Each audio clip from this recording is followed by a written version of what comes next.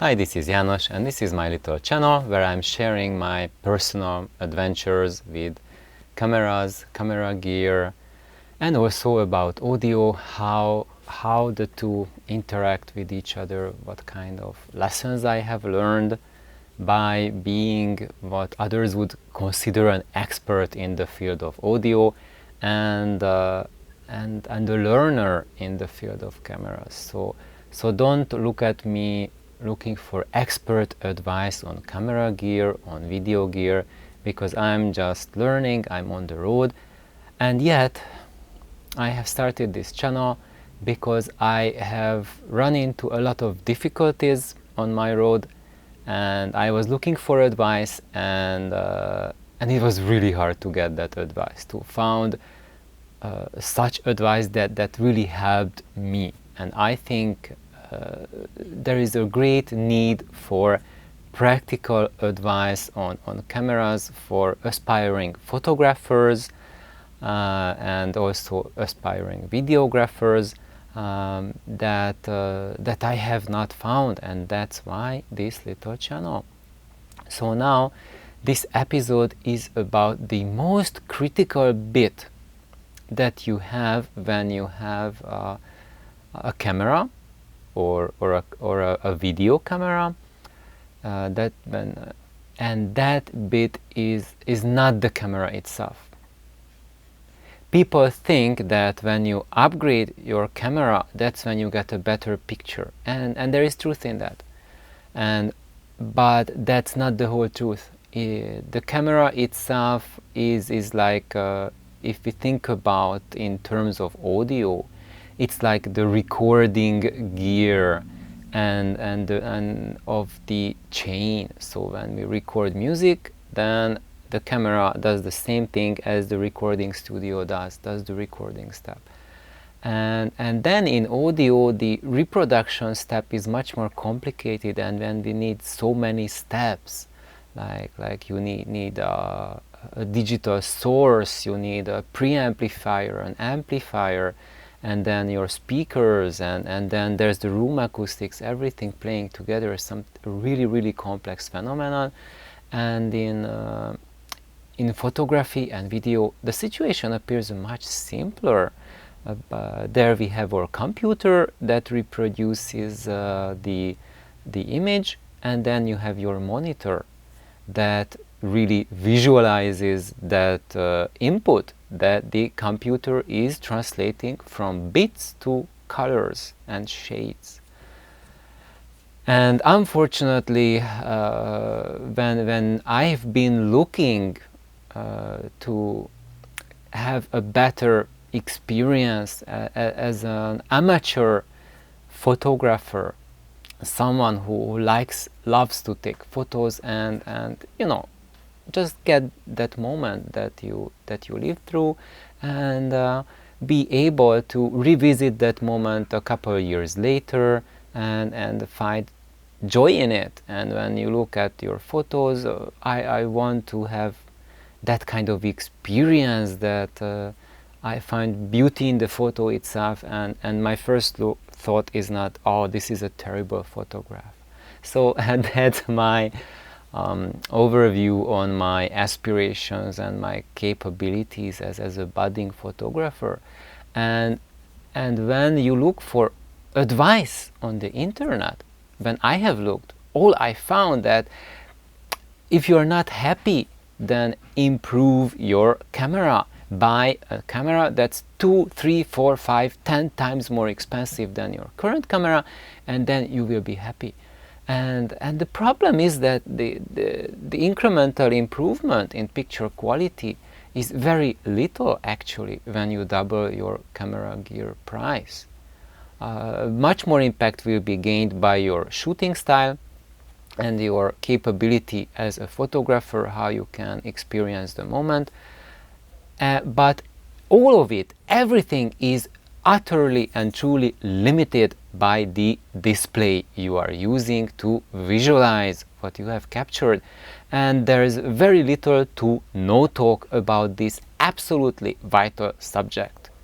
So the photography industry or the photography community is, if we would translate it to terms of audio community, would be like audiophiles completely obsessed with the recording quality, with your CD players, turntables, with your amplifiers, and zero word about loudspeakers. And when you look at the audio community, then I would say like probably like at least 70% of all the talk is about the loudspeakers, and which are the equivalent of your monitor. Or if you do a print from your photos, then it's the print. However, I cannot talk about prints because I have never done a professional print from any of the photos I printed, only just, you know, those laser jet, you know, printed out on a laser jet, which is kind of mediocre and is nothing like a professional print. But yep, so no experience here, so I cannot and will not talk about that, how good it is. But I welcome, truly welcome any feedback on prints. If you have, please answer it in the comments. I would be truly appreciative of that. However, I have plenty of experience with monitors, looking at my photos and others' photos through various computer screens. And this video specifically was so the birth of this video was because of my recent experience with my old Dell monitor computer screen. So I have well, it's not that old, it's made in 2018. It's a Dell P2419H. So it's kind of like a screen that was made for an office purposes, and it was okay screen when it came out in its prime, but it was not specifically designed for graphics, for photographers. So it represents something that an average person has in their home who has a computer, and most people just use their computers mainly for work, right, or gaming or something like that. And this is the average, and I would say like 98% or maybe even 99% of people, that's the absolute most that you experience in your life, and that's what you have on your day-to-day basis. And if you want to experience more, then you have to go through the route of calibrated displays created explicitly for photography and videography, and those can be pretty expensive. But nowadays that's not really the number one deterrent. The number one deterrent is that people don't know about it, because people pay that much money easily on camera gear, and they don't pay that for their monitors because they don't know. Maybe you know about it. I'm pretty sure that in the circles of professional photographers, they are fully aware of the importance of their monitors. But what is transmitted through YouTube to the photographer community, this is not reflected in it at all. There is absolutely zero emphasis. I've been watching years worth of videos on camera reviews, on people reviewing camera, thousands of them, and there is absolutely no mention whatsoever about the importance of monitors, and this is why this video is being done. And going back to my specific case, is that I have this old monitor, which is now kind of old, not because it's 5 years old. Well, technology has advanced, monitor technology is advancing like just absolutely fantastically at a really high speed during the past 2 decades. And but what was happening is that I've been using this monitor for years for you know, just like regular purposes, like doing my emails on it, things like that. And I came to a point that I was considering to just get rid of it, because I also started looking my photos on it, and they were rubbish. And I thought that, okay, this is time to get a better monitor. And I started to get that feeling when I upgraded to a mirrorless camera from my, just shooting with cell phone photos, and now mirrorless, and I saw that it was completely insufficient to cope with the files. And why I'm saying that? Because I also have a laptop, a notebook, and that has a 4K screen on it, which is much smaller than the monitor screen, and it just absolutely trashed that display. And I thought, okay, now it's time to invest a lot of money. Let's save a lot of little green pieces of paper and get a new monitor. But before I did that, what I did first, number one, look at your monitor. Monitors made in the past 5 years or so have a feature to regenerate the display. And if look through the menus of your display, and if there's a one that says regenerate display, and it will start showing different colors like red, green, blue, yellow, and it shows like each of them for like a few seconds, and it cycles through that. So what I did is that I ran whenever I turned on my computer, I just looked at my notebook, worked on it, and I had the main display cycle through these colors. So during the course of a week, probably it was cycling through like at least like 10 hours or more. And that in itself just tremendously improved the screen. So it no longer looked like a screen ready for the dumpster, but it looked like, okay, this is actually not halfway bad. It was really, really surprising. So from a dying monitor, it became like a decent new monitor that you just purchased. Today, it's still not a photography capable monitor, but it's acceptable. It's no longer headed to the dumpster. And then what I did, because I am an audiophile, so I have a lot of audiophile stuff. So I started applying audio treatments to the monitor. And first I placed the monitor on an MIT Z stabilizer, and that's a power supply. So basically it's an isolation supply. It's kind of like a fancy surge protector in terms of understandability. So it helps to stabilize the incoming electricity from your wall, and it tries to remove noises and all things that create issues for the display. So when I placed it on that was a tremendous improvement in picture quality. And also I put the monitor, instead of the regular black IEC power cable, those uglinesses, I put it on a bi-B power cable, which is like 5, 6, 7 times more expensive than the monitor itself, just that single cable. And also I changed the HDMI cable to a Kimber HDMI cable, which in itself is more expensive than the monitor.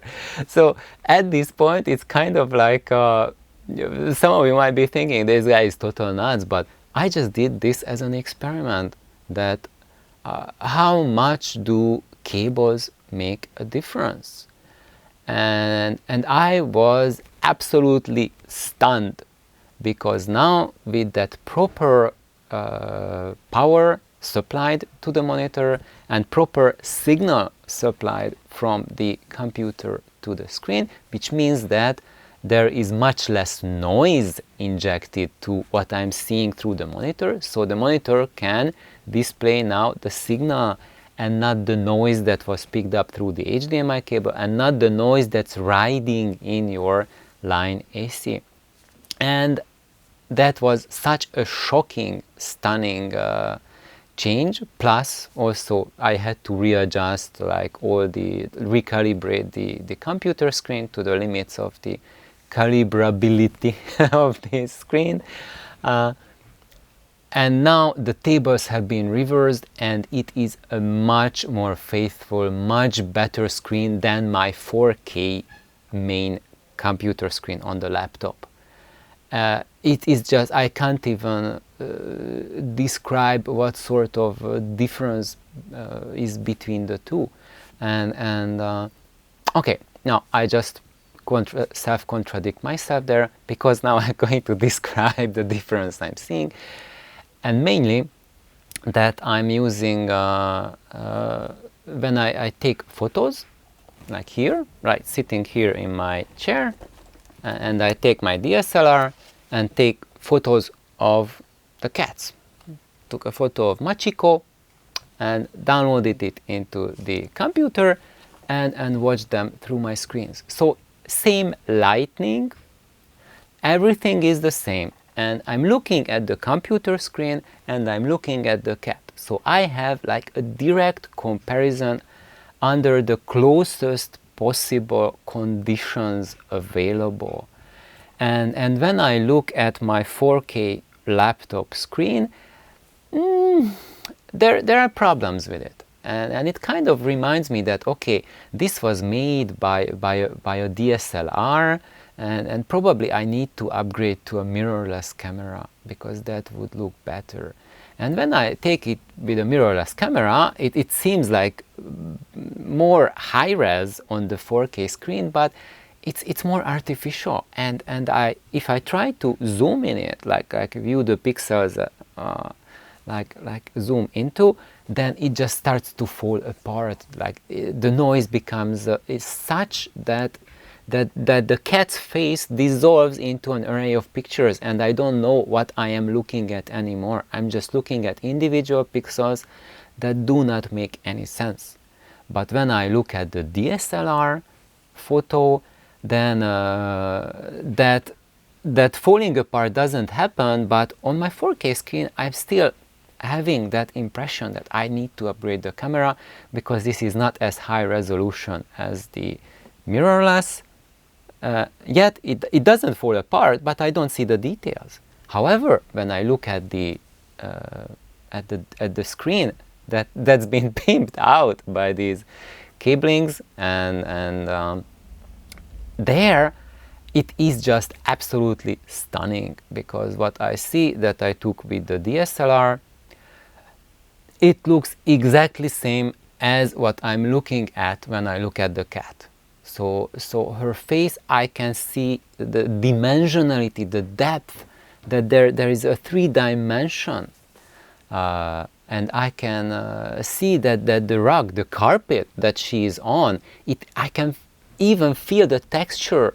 You know what the material of the rug is made of. You can get that information from the picture. And when I look at this 4K screen, I'm not getting that. It's flat. There's no 3-dimensional information, and yeah, there's a lot of details, but they don't make textural sense.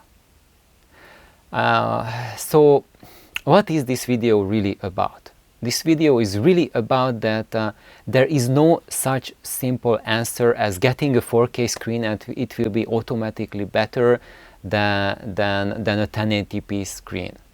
And the new monitor is not automatically going to be better than an older monitor, because my 4K laptop is a new laptop versus an older monitor. But what I am sharing here is that finding the right monitor and the right conditions to run that monitor is really as big of an importance as hunting for your perfect camera. And one of the most critical things and sobering things I ever experienced is that I have an old DSLR. This is the Canon 20D, which was one of the first APS-C cameras from 2004. And the photos I took with it 10-15 years ago, I was never fully satisfied with them, because when I looked my friend's photos that she made with her 5D Mark II on her Apple computer screen, they were just absolutely mind-blowingly amazing. And these photos that I've done, they just looked, oh, Kintaro is bringing down, oh, a toy. It's a fleece mouse, I think. The cats make a show here occasionally. When he feels neglected, he starts to do something very interesting. He's coming here. Kintaro, what do you have? What do you have? So I hope you can hear him meowing. Kintaro. No, that's not a toy. What is that? I don't see it. Anyway, I need better glasses. Coming back to the point of the cameras, I was never satisfied with my camera, and I thought that the reason behind that was the camera itself. And now, when I've looked through my photos that I took with that camera on this screen, on this pimped out old screen, I'm just blown away how good they are. When I look at them on my 4K screen, they look mediocre and they don't pop up. They look kind of okay, much better than I thought that they were, yes.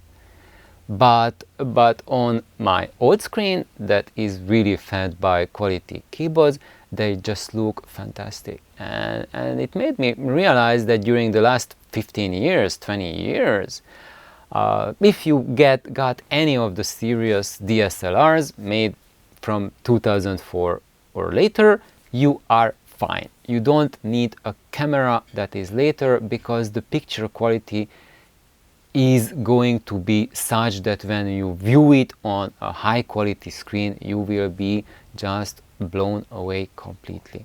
Of course, there has been just tremendous development in the cameras to make them more comfortable to use, more easier to use, have things like better dynamic range, etc. But all of that is for your convenience, so you can snap your photos faster and make your life easier. So if you are not a good photographer, you can still capture it.